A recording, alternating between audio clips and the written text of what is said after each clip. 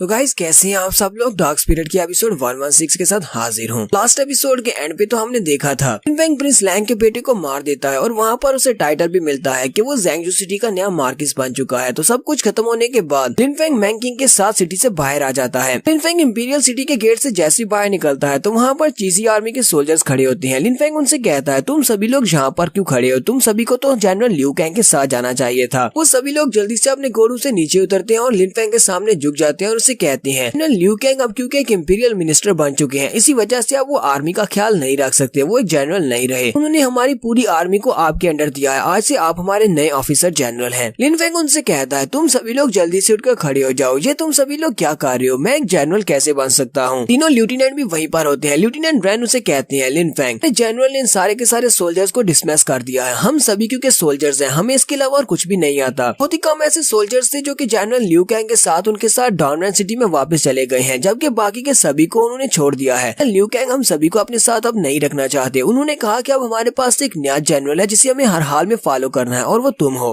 हम सभी लोग यहाँ पर तुम्हारे इंतजार कर रहे थे। लिनफेंग कहता है लेकिन तुम लोग मेरा इंतजार क्यों कर रहे हो, इस सब का मतलब क्या है, मुझे तुम सभी आर्मी को देने का क्या मतलब है। लेफ्टिनेंट रैन उसे कहते हैं जनरल लियू कैंग ने कहा है कि हमें डॉनरेन सिटी में वापस जाने का कोई फायदा ही नहीं है, क्योंकि अगर मोजू कंट्री के लोगों ने दोबारा से रैन सिटी के ऊपर अटैक किया तो हमारे पास इतनी पावर नहीं है कि हम उन सभी को रोक सके। हमारे सोल्जर्स बहुत ज्यादा कम रह चुके हैं, इसलिए वहाँ पर आर्मी का कोई भी फायदा नहीं है। उन्होंने अपनी आर्मी को छोड़ दिया है। उन्होंने कहा कि क्यों तुम ज़ैंगजू सिटी के मार्किस बन चुके हो, तुम्हारे पास अपना एक इलाका है तो तुम्हारे पास अपनी एक आर्मी भी होनी चाहिए। हम सभी लोग तुम्हारी प्राइवेट आर्मी बनेंगे, हम सभी लोग तुम्हारे साथ जहाँ के तुम मार्किस हो यानी तुम्हारे ज़ैंगजू सिटी में जाएंगे और वहीं पर स्टेशन रहेंगे। जब तुम हमें कोई ऑर्डर दोगे तो हम तुम्हारे ऑर्डर्स को फॉलो करेंगे। आज के बाद हम तुम्हारी पर्सनल आर्मी है, तुम्हारे अपने सिटी की। तो लिनफेंग उनकी बातें सुनने के बाद काफी ज्यादा हैरान होता है कि ये मेरी अपनी पर्सनल आर्मी होने वाली है। लिनफेंग सोच रहा होता है जनरल लियू कैंग ने यहाँ पर मुझे बहुत बड़ा तोहफा दे दिया, उन्होंने अपनी एलीट सोल्जर्स की आर्मी को मुझे दे दिया और उसके साथ साथ 3 लेफ्टिनेंट्स भी मुझे दे रहे हैं। इन सभी को मैं अपनी प्राइवेट आर्मी के तौर पर यूज कर सकता हूँ। लगता है कि अंकल लियू कैंग अब इस कंट्री को बचाने के लिए और कुछ नहीं करेंगे, क्योंकि इस कंट्री ने उन्हें कुछ भी नहीं दिया। उन्होंने स्नो मून के लिए अपनी जवानी दांव पर लगा दी, लेकिन जवानी को दांव पर लगाने का फायदा नहीं हुआ। तो लिनफेंग सोचने के बाद उस सारी आर्मी सोल्जर से कहता है ठीक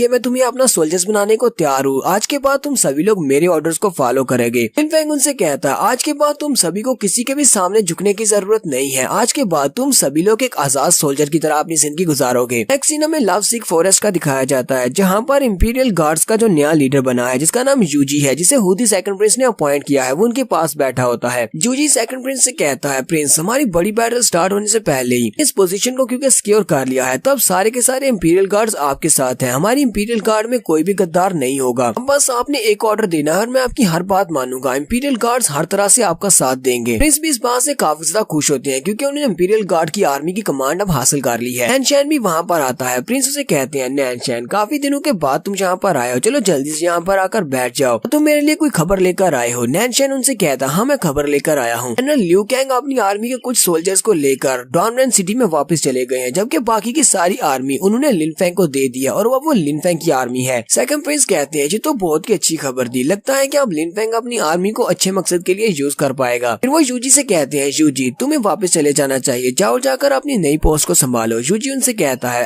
आपका बहुत बहुत शुक्रिया, मैं अभी जाता हूँ, और वो वहाँ से चला जाता है। नैनशैन प्रिंस से कहता है योर हाइनेस आपको इंपीरियल गार्ड्स की कमांड मिल गई है, इसके लिए आपको बहुत ज्यादा कंग्रेचुलेट। नैनशैन उसे कहता है योर हाइनेस यहाँ पर इस दिन आपको बहुत ज्यादा फायदा हुआ है, सब कुछ लिनफेंग की वजह से हुआ है, क्योंकि उसने मैंग चोंग के साथ उसके फादर और फिर उसके अंकल जो कि इंपीरियल गार्ड के पुराने लीडर थे उन तीनों को मार दिया। इतना ही नहीं प्रिंस लैंग जो कि हमेशा ही आपके खिलाफ होते हैं इस वक्त अपने बेटे की मौत को लेकर बहुत बड़े सदमे में है। ये सब कुछ लिनफेंग की वजह से पॉसिबल हुआ है। अब तक तो पूरे सिटी को पता चल चुका है कि लिनफेंग आपकी फैक्शन से है। प्रिंस उसे कहते हैं यही तो मैं चाहता था कि सभी को पता चल जाए कि लिनफेंग मेरी फैक्शन से है और वो एक बहुत ही स्ट्रॉन्ग इंसान है। सेकंड प्रिंस उसे कहते हैं डॉन टियानलैंग को सियासत के बारे में कुछ भी नहीं पता, क्योंकि वो एक बेवकूफ है, उसे सिर्फ अपनी पावर को बढ़ाने और अपनी आर्मी को लीड करने के बारे में ही पता है। मैंने सेकंड प्रिंसेस जिंजी को जानबूझकर उस वार में भेजा था, मुझे पता ही था कि ये सब कुछ होने वाला है। जैसे ही उसने उसके ऊपर हाथ डाला यानी कि प्रिंसेस को हाथ लगाया और किडनैप करने की कोशिश की, उसी वक्त यहाँ पर प्रिंस लैंग के साथ ये सब कुछ होना तय हो चुका था। प्रिंस लैंग को अभी भी लगता है कि अगर वो क्राउन प्रिंस का साथ देगा उसके पास भी राइज करने का एक मौका है, लेकिन ऐसा नहीं हो सकता। एंड पर तो प्रिंस लैंग को मरना ही मरना है। नैनशैन भी इसी बारे में सोच रहा होता है। नैनशैन सोच रहा होता है कि प्रिंस लैंग एक वाकई में बहुत बड़ा बेवकूफ है, उसने इस बारे में जरा भी नहीं सोचा, उसने उसने प्रिंसेस को किडनैप किया। प्रिंसेस को किडनैप किया क्राउन प्रिंस के कहने पर ताकि लिन फेंग को मारा जा सके, लेकिन उसने इस बारे में बिल्कुल भी नहीं सोचा था कि अगर जिंजी को वहाँ पर कुछ हो जाता, यानी प्रिंसेस को कुछ होता, इन पर सिर्फ इसी का सर कटना था, चाहे वो उसे क्राउन प्रिंस मारता या फिर इससे सेकंड प्रिंस मारता। सेकंड प्रिंस नैनचैन से कहते हैं, नैनचैन मुझे ये बताओ कि मैं उन सोल्जर्स को कैसे हासिल कर सकता हूँ। नैनचैन उनसे कहता है, प्रिंस मुझे इस बारे में नहीं पता, क्योंकि वो सोल्जर्स बहुत ज्यादा पावरफुल है और उनको हासिल करना बहुत ज्यादा मुश्किल है। यहीं पर नैनचैन हमें बताता है कि यहाँ पर किन सोल्जर्स को हासिल करने की बात हो रही है। यहाँ पर स्नो ड्रैगन गार्ड्स को हासिल करने की बात हो रही है कि स्नो मून कंट्री की सबसे ज्यादा पावरफुल और डेंजरस फोर्स है। सेकंड प्रिंस उसे कहते हैं, नैनचैन ये बात तो बिल्कुल ठीक है कि तुम्हें इस बारे में नहीं पता होगा कैसे मैं स्नो ड्रैगन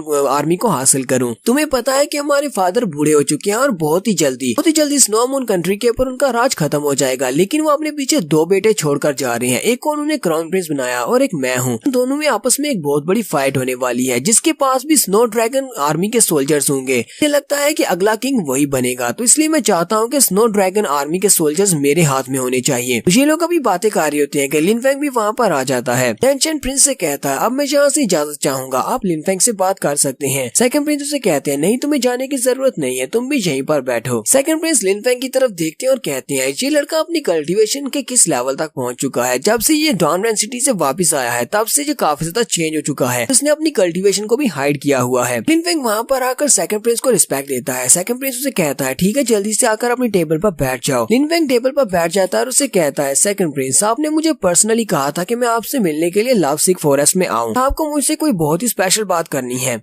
प्रिंस उसे कहता है, तुम्हें इस बारे में ज्यादा सोचने की जरूरत नहीं है, मैं तो यहाँ पर तुम्हें थैंक यू बोलने के लिए लाया हूँ, क्योंकि तुमने मेरी बहन जिंजी की जान बचाई है, तुम उसे वापस लेकर आए हो। इसी वजह से मैं जहाँ पर तुम्हें अल्कोहल देकर तुम्हें ग्रेटिट्यूड शो करूंगा। उसके सामने लव सिक फॉरेस्ट की सबसे बेस्ट अल्कोहल लाते हैं। लिन फेंग से कहता है, चलो जल्दी से इसको पी जाओ। तो लिन फेंग उस अल्कोहल को पी जाता है। लिन फेंग सोच रहा होता है, ये लव सिक अल्कोहल तो काफी ज्यादा अच्छी है। सेकंड प्रिंस उसे कहते हैं, मुझे ये बताओ कि तुम्हें कैसी लगी। लिन फेंग उसे कहता है, वैसे तो मैंने अल्कोहल कभी पी नहीं है और ना ही मुझे इतना ज्यादा शौक है, लेकिन मुझे लगता है कि लव सिक अल्कोहल काफी ज्यादा अच्छी है। सेकंड प्रिंस उसे कहता है, मैं असल में तुमसे इस बारे में जानना चाहता हूँ, क्या लव सिक अल्कोहल को पीने के बाद तुम्हारे जहन में जिंजी आ रही है या नहीं। पता है कि जिस तरह मेरी बहन तुम्हारे लिए फील करती है, तुम उस तरह मेरी बहन के बारे में फील नहीं करते, वरना इस अल्कोहल को पीने के बाद तुम्हारे जहन में उसकी पिक्चर जरूर आती। हमारा लिन फेंग जब इस बारे में सोचता है तो उसके जहन में 3 पिक्चर्स आती है, जिसमें मैंकिंग, फीफी और उसके साथ जिंजी होती है। लिन फेंग कहता है, लगता है कि ये लव सिक अल्कोहल वाकई में प्यार करने वालों के लिए है। इसको पीने के बाद आप जिससे प्यार करते हैं वो आपके जहन में जरूर आता है, लेकिन मेरे जहन में तो इस वक्त 3 पिक्चर्स आ रही हैं, अब मैं क्या करूं। सेकंड प्रिंस उसे कहते हैं, अच्छा ठीक है छोड़ो, ये बात तो खत्म हुई, मुझे ये बताओ कि तुम यांगजू सिटी में कब जाने वाले हो, क्योंकि मैंने तुम्हें वहाँ का मार्किस बनाया है। तुम्हारा प्लान क्या है, कब तुम वहाँ पर अपनी टैरिफ लेने के लिए जाओगे। लिन फेंग उसे कहता है, साल के खत्म होने पर, जब वहाँ पर यांगजू सिटी में कंपटीशन होता है, वहाँ पर साल के खत्म होने पर एनुअल मीटिंग होती है, इसी वजह से मैं साल के खत्म होने पर ही वहाँ पर जाऊंगा। सेकंड प्रिंस लिन फेंग से कहता है, तो फिर ठीक है, मैं सुप्रीम अकेडमी में अपनी तरफ से किसी बंदे को भेजूंगा तुम्हारा ऑफिशियल टाइटल और तुम्हारे कागजात देकर, ताकि तुम उन कागजात को यूज करते हुए यांगजू सिटी के नए मार्केट्स बन सको। लिन फेंग से कहता है, तुम्हारा बहुत बहुत शुक्रिया, अब मुझे तुमसे एक और काम है, मुझे तुम्हारी हेल्प चाहिए, मैं किसी को ढूंढना चाहता हूँ। सेकंड प्रिंस से कहता है, तुम किसे ढूंढना चाहते हो। लिन फेंग कहता है, मैं अपने फादर को ढूंढना चाहता हूँ, मेरे फादर का नाम लिन हाई है। उससे कहता है, ठीक है, तुम्हारे फादर लिन हाई को मैं पूरी कोशिश करूंगा उसे ढूंढने की, मैं अपने रिसोर्सेज को लगाऊंगा। लिन फेंग उसे कहता है, आपका बहुत बहुत शुक्रिया, अगर आपको मुझसे और कोई बात नहीं करनी तो फिर मैं यहाँ से जाना चाहूंगा। सेकंड प्रिंस कहता है, ठीक है तुम जा सकते हो। लिन फेंग जाते हुए सोच रहा होता है, मैंने अपने फादर को पिछले पूरे 1 साल से नहीं देखा। जब हमें हमारे लिन सेक्टर से निकाला गया था उसी वक्त मेरे फादर और मैं अलग हो गए थे। फादर ने कहा था कि वो इंपीरियल सिटी की तरफ जा रहे हैं, लेकिन उसके बाद से मुझे फादर के बारे में बिल्कुल भी नहीं पता कि फादर कहाँ पर है। उम्मीद करता हूँ कि सेकंड प्रिंस जल्दी से मेरे फादर को ढूंढ दे। एक सीन पीच ब्लॉसम गार्डन का दिखाया जाता है, जहाँ पर जीथर वाले मास्टर बैठ कर जीथर बजाते हैं। तो लिन फेंग अपने मास्टर के पास बैठा होता है, मास्टर उसके लिए जीथर बजाती हैं। फेंग काफी देर तक वहाँ पर शांत होकर बैठा रहता है, उनके म्यूजिक की वजह से लिन फेंग का मन शांत होता है। मास्टर लिन फेंग से कहती हैं, लिन फेंग जब तुम पहली बार यहाँ पर आए थे तब तुम्हारा मन बिल्कुल भी शांत नहीं था, तुम्हारा मन तुम्हारी कल्टीवेशन के लिए हिसाब से परफेक्ट नहीं था, इसी वजह से मैंने उसको शांत करने के लिए तुम्हारे दिमाग को दूसरी सोचों से क्लियर करने के लिए जीथर बजाया और तुम्हें जीथर बजाना सिखाया भी। इससे तुम्हारी कल्टीवेशन पर काफी बड़ा असर भी पड़ा। लेकिन अब जबकि